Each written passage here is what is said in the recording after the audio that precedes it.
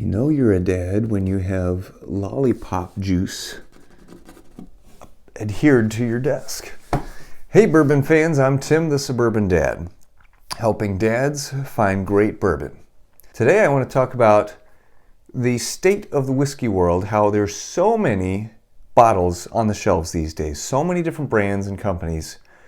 How the heck are you supposed to wade through it all, find great bottles, and enjoy what you like? Recently, I was listening to a podcast by the Bourbon Pursuit, which, if you haven't checked those guys out, you absolutely should. Not only are they super entertaining, but they're well-versed in whiskey knowledge and very informative as well. They did an episode about, does the whiskey world have a small brand problem? They had some really interesting points, and as I reflected on their thoughts, I had some additional thoughts of my own. So I'm going to discuss some of that as well as some solutions. Let's get to it.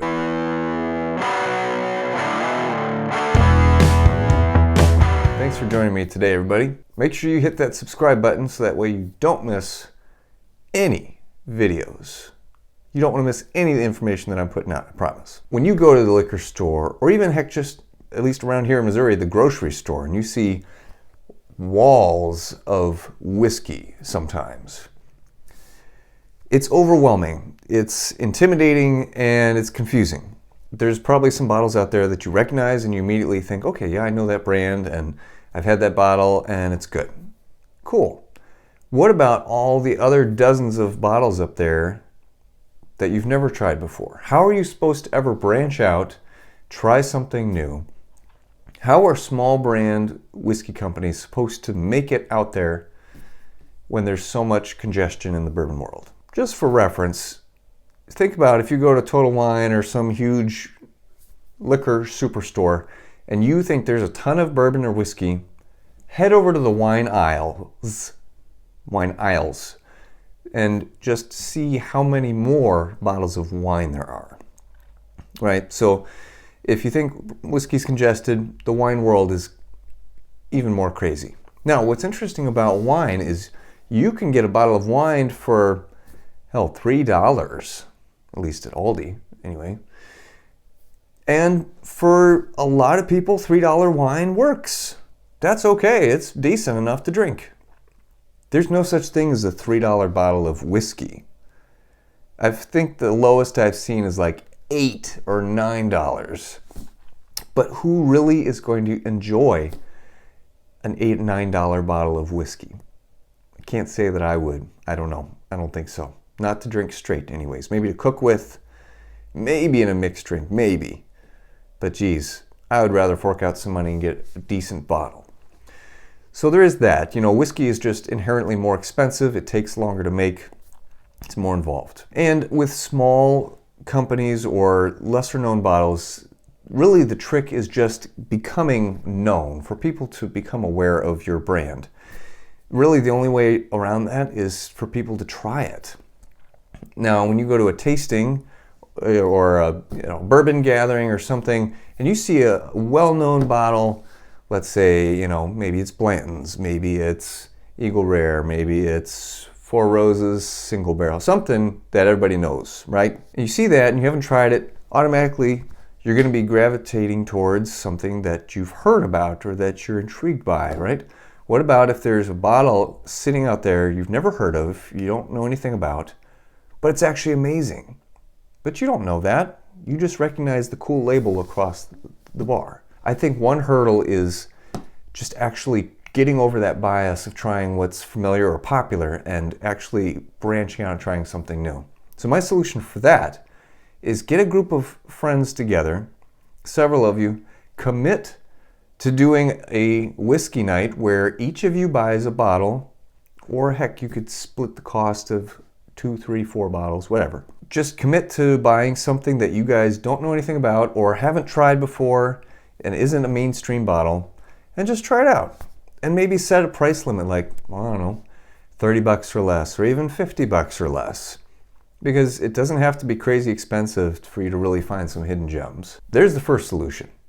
Just everybody commit to a whiskey night where you try some off the beaten path stuff. I bet you're going to be surprised. Now, when you're looking at evaluating a bottle that you're not sure about, you haven't really heard much about. What can you do? How can you decide ahead of time whether it's worthwhile buying or not? Because some of these small companies, they have bottles that are like 80 plus bucks, and you think, why am I going to spend that kind of money? At least to me, that's a decent chunk of money on a bottle like that when you have no idea what it tastes like.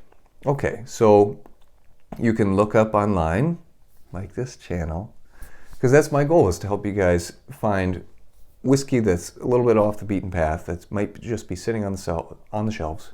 So sure, you can get burned buying a bottle that you don't know anything about, it's a little pricier, and ends up being crummy. Okay, well, you know what? I've also been burned buying really popular unicorn bottles, like for example, H. Taylor Small Batch. I paid $70 for my first one. Not proud of it. Was glad to get it and finally get to try it. Was not worth that to me. I ended up giving away the last third of my bottle to a friend because I knew that he truly did enjoy that bottle a lot. And I felt like it was going to be a waste for me to just drink it when I knew that he enjoyed it so much. So I was happy to pass it along. So just keep in mind, you could just as easily be burned buying a super popular bottle as buying a lesser known bottle. So look up reviews, video reviews. You can look up the company website to look at their tasting notes. Now, grain of salt there. They're going to fluff it up and make it seem like, oh, it's got all these amazing flavors and notes in it.